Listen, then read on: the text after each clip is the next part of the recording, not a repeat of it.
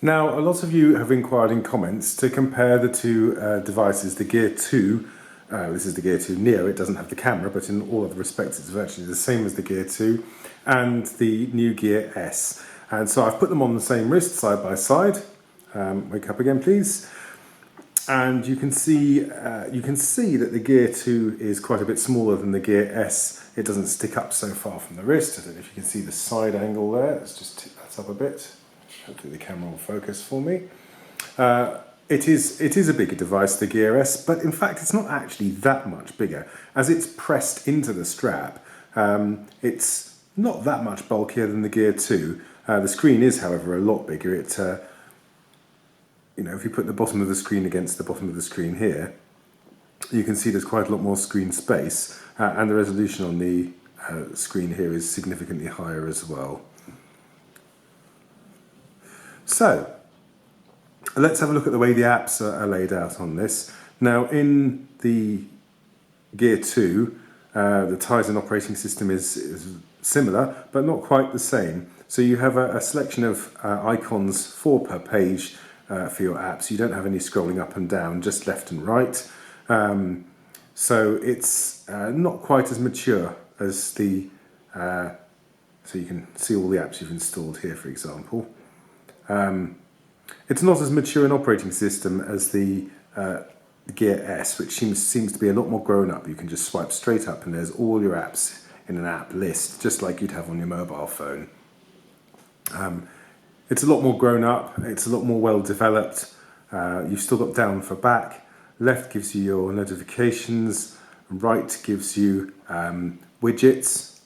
So there you have contacts, fast access contacts, the day's agenda from your calendar, news flipboard, the health widget, remote control for your media or playing media that you've transferred to the watch. So it's a lot more intuitive, the Gear S. It does have a much more mature version of the operating system, notably lacking, however, the infrared controller. That's one thing it doesn't have, which to me is a bit of a gimmick. You've got one on your phone and you've got one on your TV remote, so why would you need one on your watch as well? It's fun, but it doesn't really serve much use. There's a little bit more lag on the Gear 2, although it doesn't have so much screen to take care of. It's got a single core processor, but this has a dual core processor of the same sort of speed.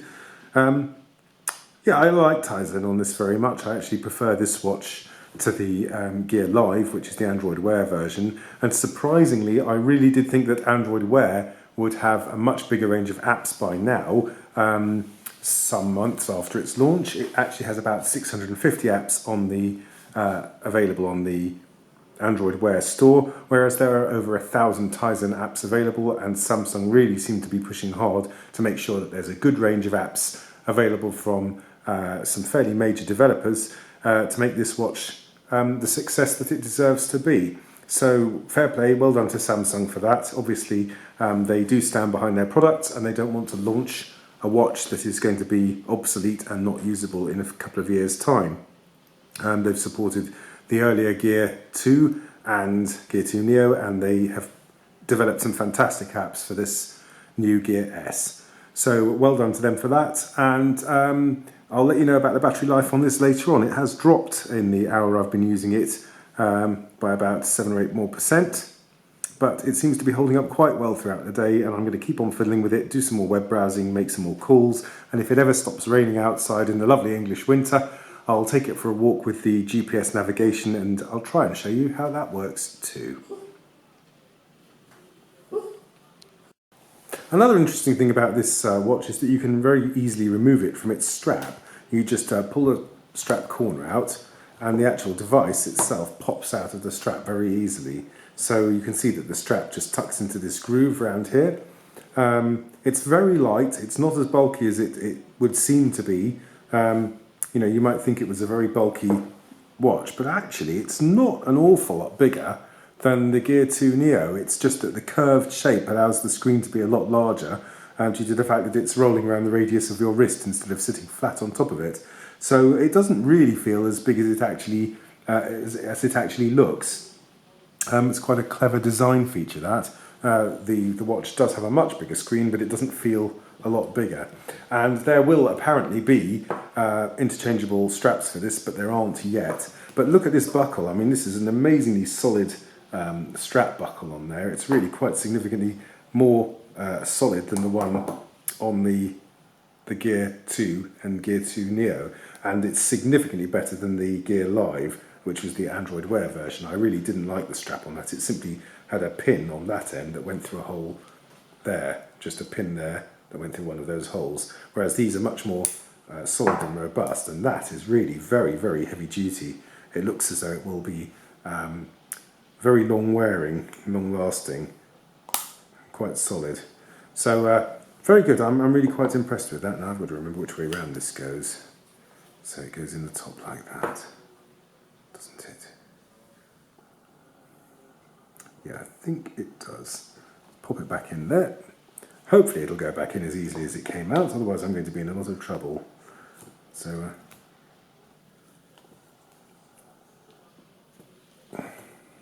that wasn't so bad. That went in fairly easily.